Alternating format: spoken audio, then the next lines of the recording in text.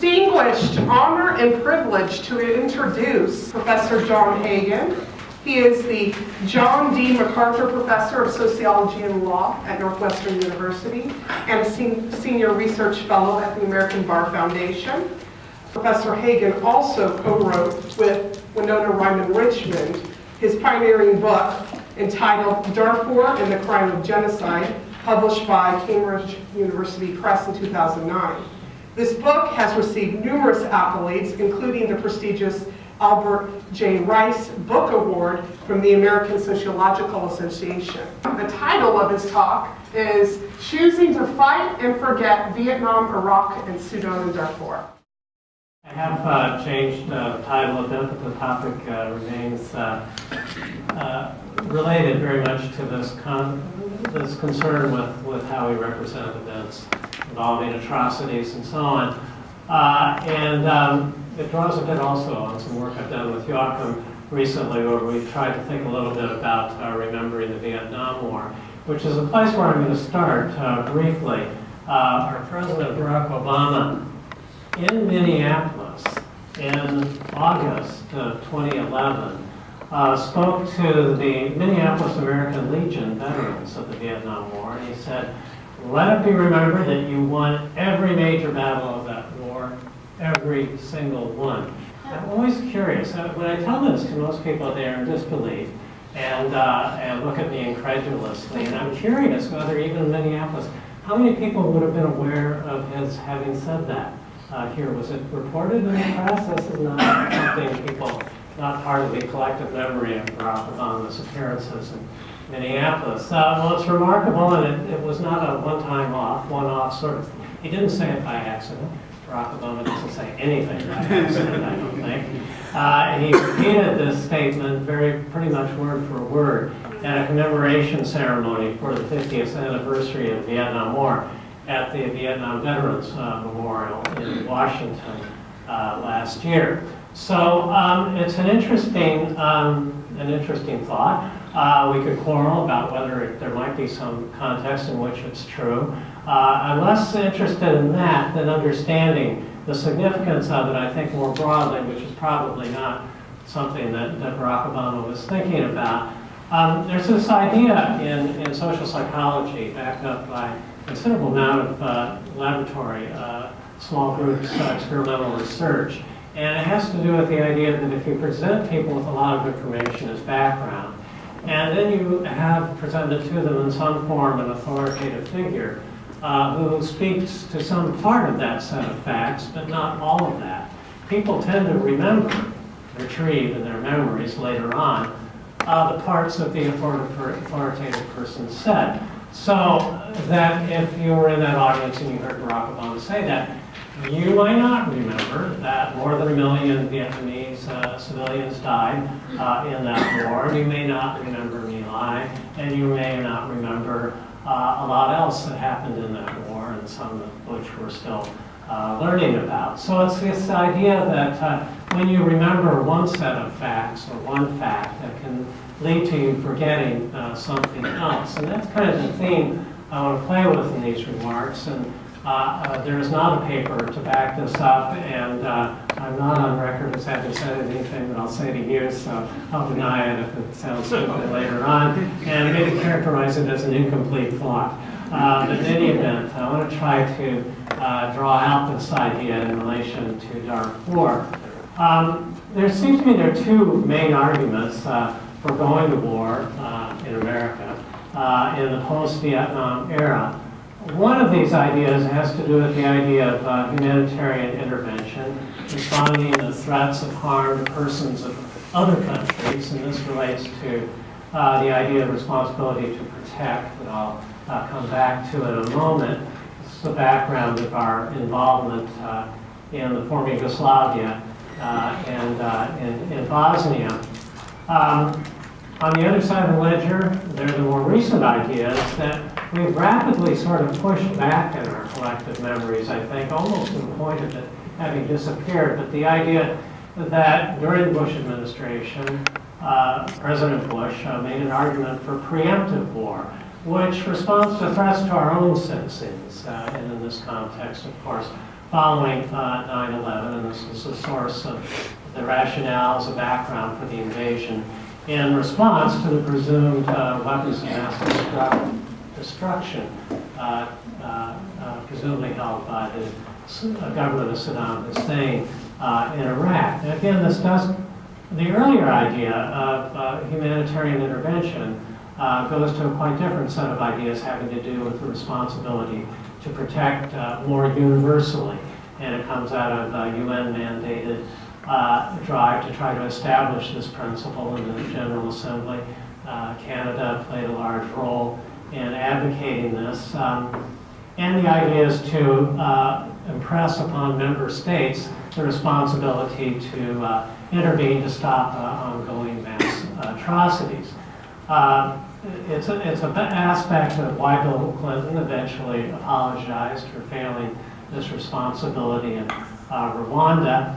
And it has a lot to do with the motivation for the Bush administration undertaking something called the Atrocities Documentation Survey.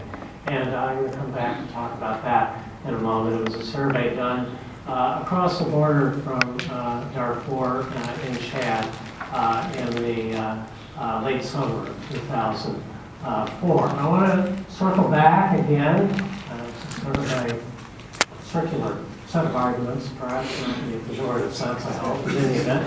So back to President Bush. He gave his first and major speech about preemptive war to an audience that might have been expected to listen to it at least patiently at West Point. He laid out these arguments. He said that in the kind of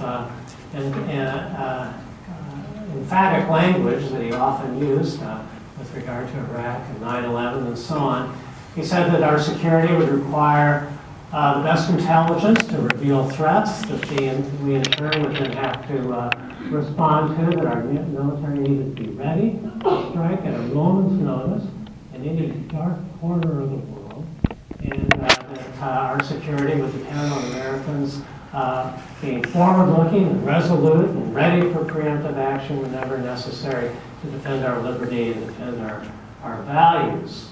And he had thoughts for that set of principles at West Point, at least at that time. Now, I think this has a lot to do then, of course, with why we chose to invade Iraq and why we chose not to intervene in Darfur in this period of 2003 and 2004. And I'm concerned with the fact that we tend to have already pretty much pushed that out of our minds. We've gone through this sort of 10th anniversary of the declaration or the invasion of Iraq, and so we've remembered aspects of that, but we've not paid a lot of attention to Darfur recently. And I want to think a little bit about why that might be the case and how that has unfolded.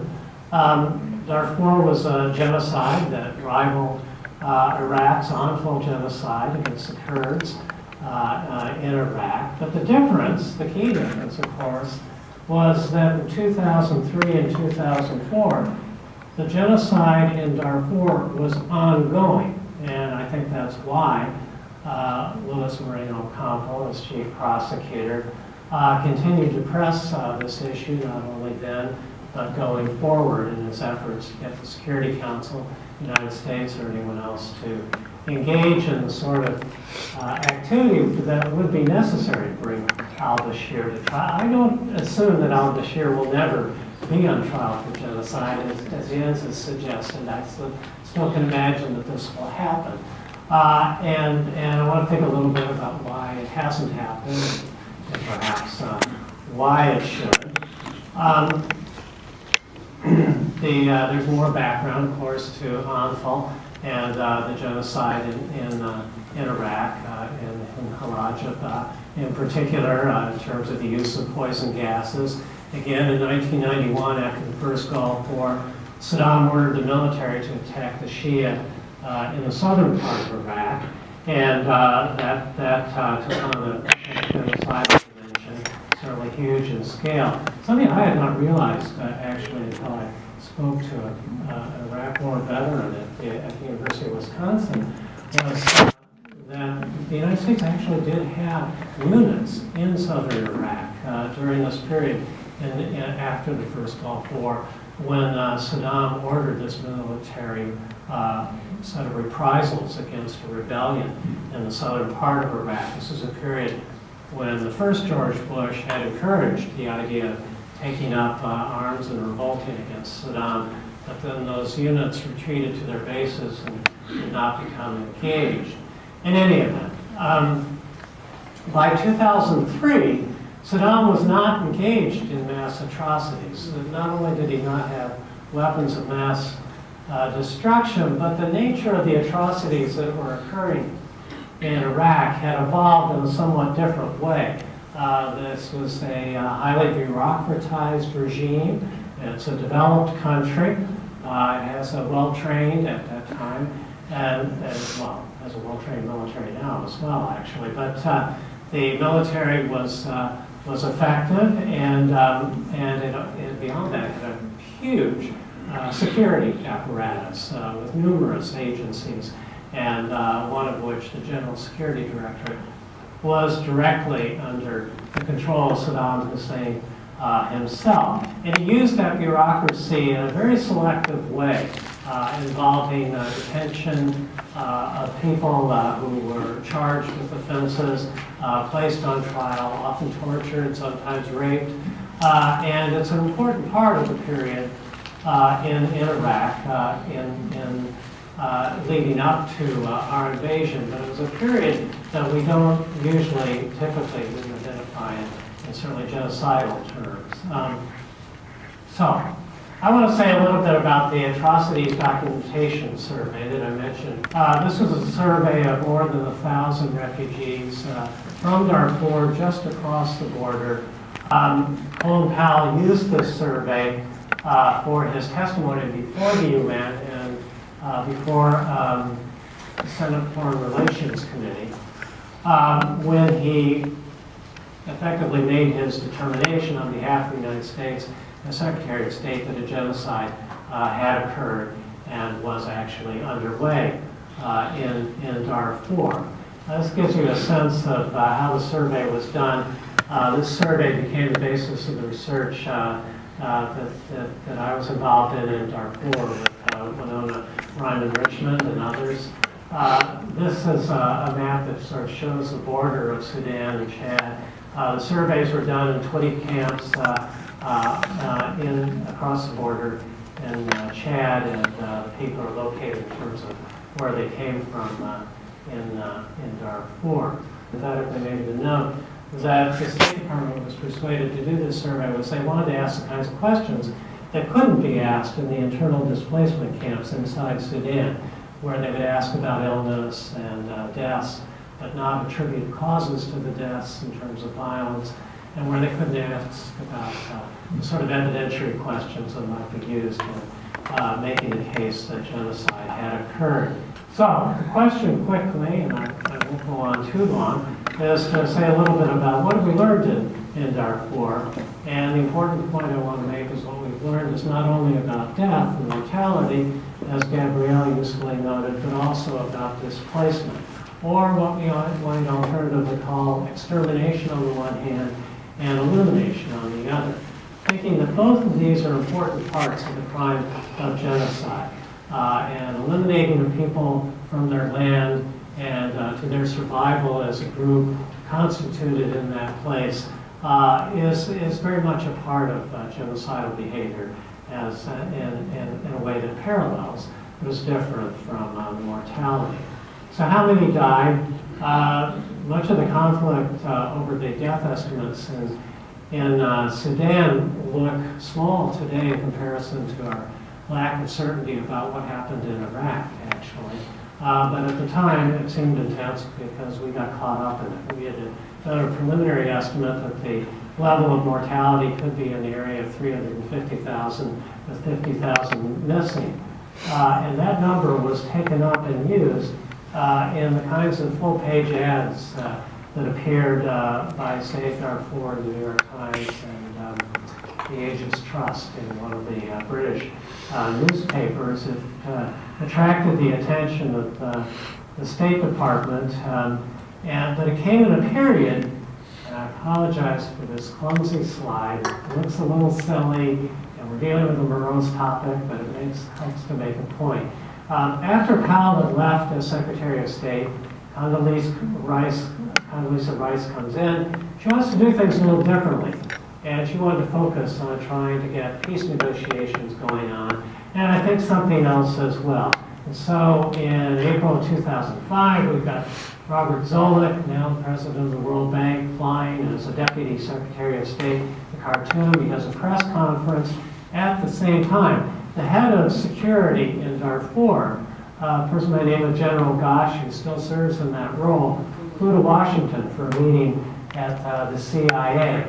And the two things were definitely connected. They were done in synchrony, and Gosh was flown on a CIA plane.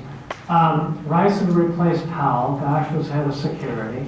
The possibility was that this all had to do with peace negotiations, but it probably also had to do, and it's really much more clear now that that's the case, with intelligence gathering as it did have with peace negotiations. The CIA had arranged the visit. The Los Angeles Times did some good investigative reporting on this. The Justice Department actually opposed it, saying they thought Gosh was probably a potential target in terms of indictments at the ICC, and if so, he was probably a more appropriate person for arrest than for negotiations or dealings with the CIA. All of this seems to go back to the period, remember, Osama bin Laden was in Sudan before the Clinton administration put enough pressure on Sudan to make him leave. You see him here alongside Omar al-Bashir. So the United States thought that there was a lot to learn from Sudan in terms of the intelligence that it had developed on not only Osama bin Laden, but also the people around him. Sudan is now, in many ways, actually a more important source of intelligence than it even was then. Then it was, of course, all heightened by the recency of 9/11, but now it's very much a matter of the events in northern and central Africa and the conflicts occurring there, and our concerns about al-Qaeda having a return presence in Africa. So, Zoellick, when he made this visit to Khartoum, introduced, we had actually made our estimate, and it had gone out as a press release from the Coalition of International Justice, unknown to us, at just about exactly the same time that Robert Zoellick was going to Khartoum, and he announced, unknown to us certainly, and us to him, a different estimate that something like 60 to 160,000 had died. And the Washington Post took this on. It cited our numbers to make the contrary point that the killing was much more extensive, and admonished Zoellick and the State Department for not doing a more realistic job in getting the right numbers. But the news media took Zoellick at face value. Why would they take him at greater face value than us? Of course, I have no idea. But they did. And they began to do what journalists sometimes do, to cautiously report what generally would be accepted as other journalists would report. So it led to the media saying that tens of thousands had died. And Sudan's President al-Bashir about that time was saying that 9,000 had died. It was an awkward coincidence, to say the least. Of course, al-Bashir also said other things like rapes did not happen in Darfur, and so on. So how few might have died, as Gabrielle noted, we did an article in Science. We said it was in the hundreds of thousands, certainly not in the tens of thousands. We came up with a number that we said was kind of a floor-based estimate, somewhere over 200,000. And I took a page out of Chris Egan's playbook. He's followed up very usefully in showing the impact of some of the work they've done on disenfranchisement in the United States. We were trying to see if it changed the reporting. And the Science article did have an impact. It did seem to elevate the media to now report again numbers in the hundreds of thousands. So we now have kind of a consensus about the Darfur genocide. It's something like 200,000 to 400,000 dead or missing, and 2 to 4 million million displaced. And this goes to this issue of elimination as contrasted with extermination. Most of the Darfurians were displaced internally to camps within Sudan and across the border into Chad are still there. But we don't know now the precise numbers because the Sudanese government no longer allows humanitarian groups to collect the kind of survey data, or the United Nations for that matter, to collect the kind of data that they were publishing much earlier on. But there's no doubt that these people are still there. We have photographic evidence that simply looks at the size of these camps. A whole generation of Darfurians have been displaced from Darfur and have grown up not knowing the traditions of survival in sub-Saharan Africa, have grown up knowing only the camps that they live in, independent on the humanitarian assistance they receive. Some have now taken to referring to this as an anti-livelihood kind of crime to displace people from the ways in which they were living earlier on, and I think that's a useful concept. So I want to get back now, finally, to representation.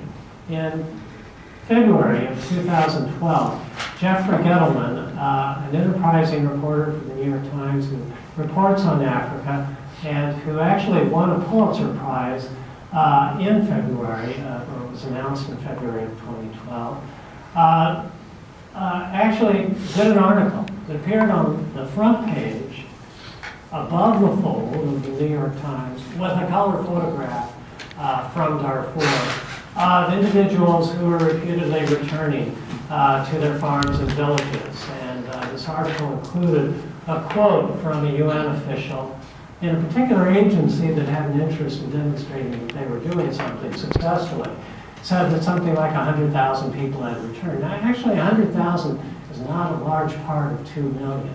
But it sounds on its face significant. There has never been any other good sourced background reporting on this. But on the other hand, the New York Times has not corrected itself on this article.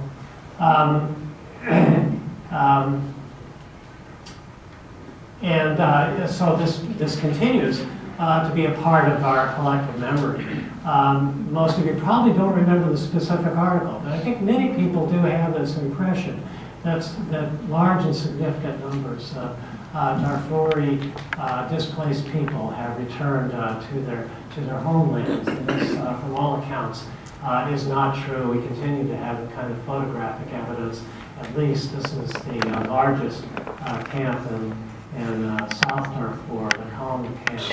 And the evidence is clear that the Darfuris remain overwhelming in startling proportions removed from their land. Since Darfur has never had a proper census, we can't say exactly what the proportions are.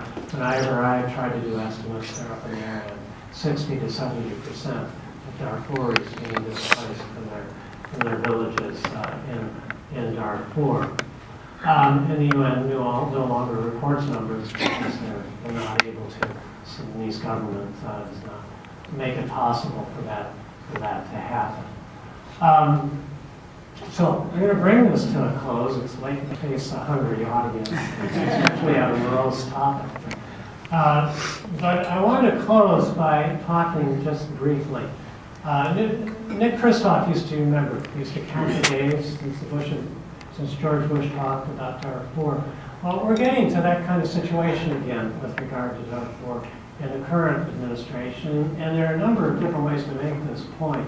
But the one that intrigues me is that in May of 2008, as the primaries were coming to an end and leading into the 2008 presidential campaign, Barack Obama, Hillary Clinton, and John McCain signed on to a joint statement saying that after years of genocide, the Sudanese government and its proxies continue to commit atrocities against civilians in Darfur.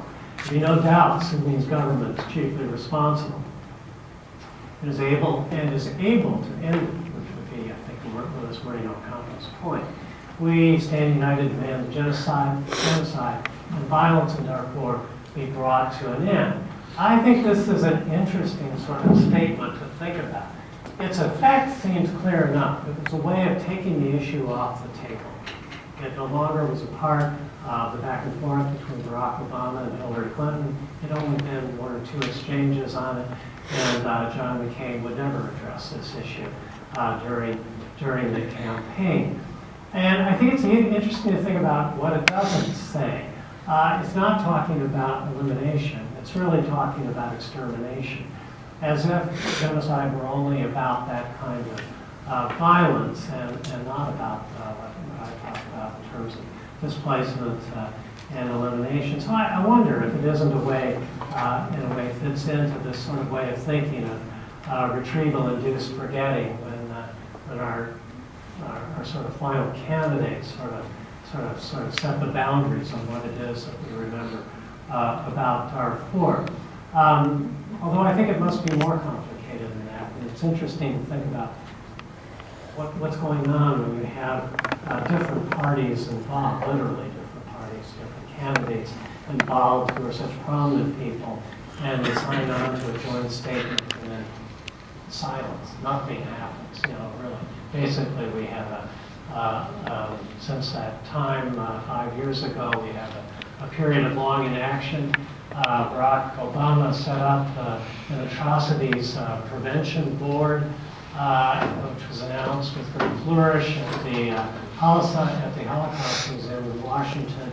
That board is largely inactive. What I'll finally say is come back to Ahmed Haroun. Jens and I agree that the evidence is strong, I think, against Ahmed Haroun, and he is, of course, indicted. And I'm struck by the fact that it seems to me, and I'll leave you with some pieces of evidence related to this. But we, of course, know now that in contrast to the Carter years when we all experienced an awful helicopter sort of calamity in the attempt to get the hostages out of Iran, and that so long seemed to paralyze that kind of initiative. And we now know with the capture and killing of Osama bin Laden, who at least actually was under indictment, I believe, in the Eastern District of New York, for earlier activities. We know that kind of action can take place in total without the agreement of the Pakistani government and so on, or at least not that we know of. Ahmed Haroun is a unique character, and he's been used by the Sudanese government and by Omar al-Bashir with full knowledge for many, many years, responsible for mobilizing militias against the Nuba in Kordofan in the 1990s. He mobilized the militia attacks in South Sudan during that period. He was Minister of State in Darfur, 2003 through 2005. There's an abundance of evidence that he mobilized the attacks by Sudanese forces in Janjaweed and Darfur. He was Minister of Humanitarian Affairs. Can you imagine that in the aftermath of the violence? Oversaw what was going on in the internal displacement camps of Darfur. He led a human rights violations investigation, which must have been a cover-up in Sudan. He was elected governor of South Kordofan in 2011, where he still currently serves. I think Ahmed Haroun is easy pickings in terms of an arrest and being placed on trial in The Hague. And I think it's intriguing to think about the parallels with why we go after Osama bin Laden, why we don't go after Haroun, and what the possibilities might be for emboldening the arrestment capacity of the International Criminal Court and compensating for the weakness of that institution in a way that we did for the Tribunal for the Former Yugoslavia in Bosnia, in making the work of that tribunal effective in a way we haven't done for the International Criminal Court. Well, I'll leave it there.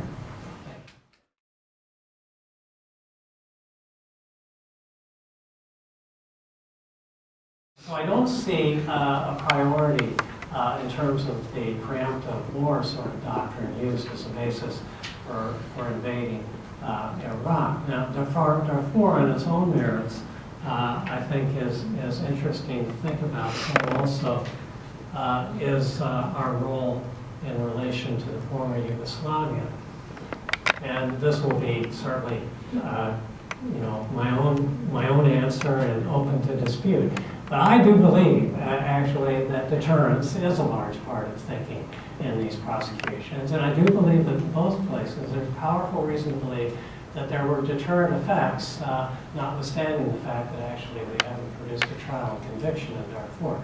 But in the first case, in the former Yugoslavia, it seems to me clear that when Luis Arbor began to aggressively pursue the charge of crime against humanity against Milosevic, that Milosevic changed his tactics in Kosovo, and it became much more a carefully sort of waged attack with many fewer deaths and reliance on at least if an elimination or displacement can be humane, it was unusually done in that regard. And as evidence, people who were displaced were able to come back to Kosovo rather quickly and successfully.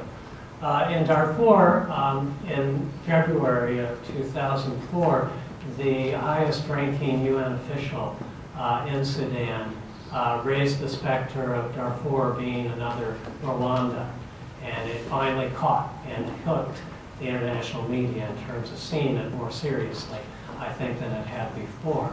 And I think it, again, had a deterrent effect. The level of violence declined after that in Darfur.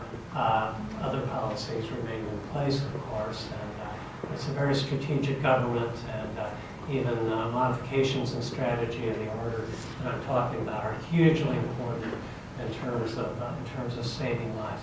Now, finally, you make the point that we have not ratified the Rome Treaty and the establishment of the ICC, in spite of Bill Clinton having signed, but the Bush administration rescinded and so on. But just within the last few weeks, the United States has taken new steps in cooperation with the International Court. The one that caught the most attention was giving the court, I think, somewhere in the order of $20 million to use as reward money leading to the arrest and prosecution of indicted persons.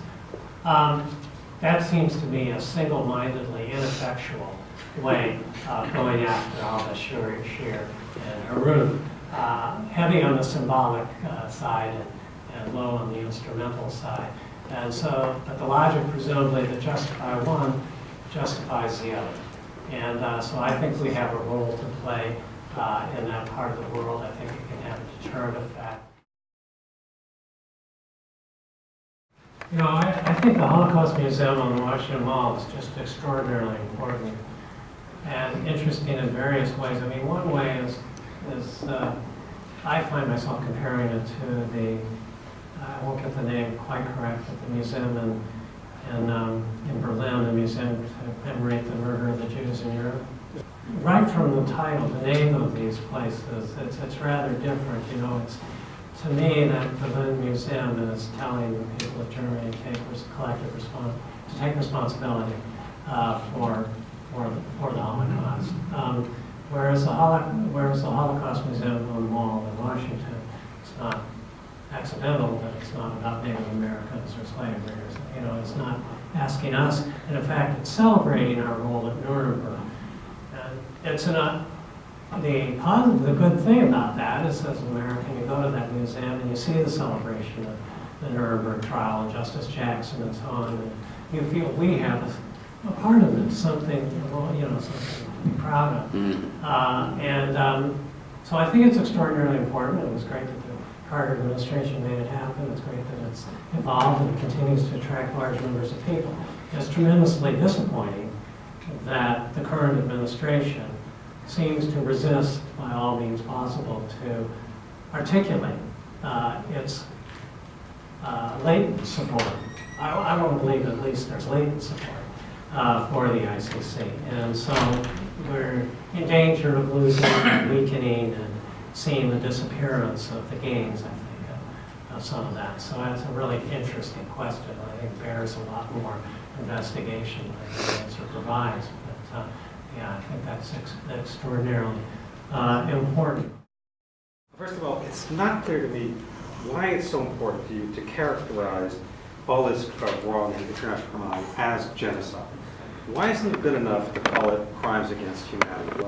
Forced displacement of population, no one disputes, is a crime against humanity. Isn't that enough? If not, even if you do insist on genocide, as you know, the legal definition of genocide makes numbers of victims completely irrelevant. The ICTY has convicted people of genocide for killing a few people in one village. And so the numbers question speaks to larger moral concerns and political concerns about whether to intervene militarily, as you allude to, but not at all to the question of whether we have a genocide or not. And I think the importance of the term genocide, Mark correctly noted that the ultimate sentence for conviction of crime against humanity can be the same as for genocide. But for all the reasons Raphael Lemkin spent his life working for this idea to name something in a way that captures people of its attentions, it's important to name a crime. And the scale of this crime and the character of it, I think, meets the legal criteria. My own goals, that's essentially what my goals were, and I do want to impact on collective memory, but I also have other goals, and they relate a lot to my own field. My field is as a criminologist, sociological criminologist, and one of the disappointing features of our field is that we have studied so much low-level street crime and so little white-collar crime and crimes against humanity and the big state crimes. I'm interested in changing my field, and I'm interested in the collection of evidence. And I saw a big opening with the appeals panel decision in the Darfur case, where they shift the grounds of evidence at the early stages of a genocide prosecution to reasonable grounds of evidence rather than something like beyond any reasonable doubt or something of that sort. Reasonable grounds, to me, says probabilities, and it opens a big door in terms of the role that social scientists can play in establishing the level of atrocities occurring in different places. And that's also why I'm interested in continuing this work in Iraq and seeing how they compare to one another. One of the interesting comparisons is that while we now have relative consensus about the number, actually it's close to where we started of 300,000 deaths in Darfur, we have no consensus on Iraq. It's anywhere from 110,000 to 800,000. Yet the commitment of American resources to Iraq, I mean, of course, it's in the trillions. And we still haven't got that basic answer to that question. Well, why not? Well, we have lots of interesting answers to that question, but it singularly underlines the point, I think, that we need to establish basic facts, and social science has an extraordinarily important role, criminology particularly, in responding to this. Nazios, that's a really, I had not seen that particular piece. Interesting. You see these battling newspapers opposed to the Times. That's sort of, yeah. So, continuation of genocide. It does seem to me the continuation of a genocide. We have a government that has not yet been held accountable for its crimes. It's continuing to enforce the conditions that go out of those crimes, involving the treatment of the internal displacement camps and the blockage of humanitarian aid and resistance to investigation of the experiences of these people. So it seems to me very much on the ongoing effects of a genocide that still need to be presented, and I worry about the attention from the critic's perspective. The point is to say, why are you so preoccupied with genocide? Wouldn't crimes against humanity be okay? Well, so to push back in the other direction, my question would be, why do you want to forget this genocide? You know, this is extraordinarily important. I have 300,000 lives, 2 to 4 million people displaced. Why would we want to forget that? And it occurs in an extraordinarily important place. Africa is a place where we would hope that law can begin to exercise some role in the ways that it's traditionally and classically hoped to do to diminish violence.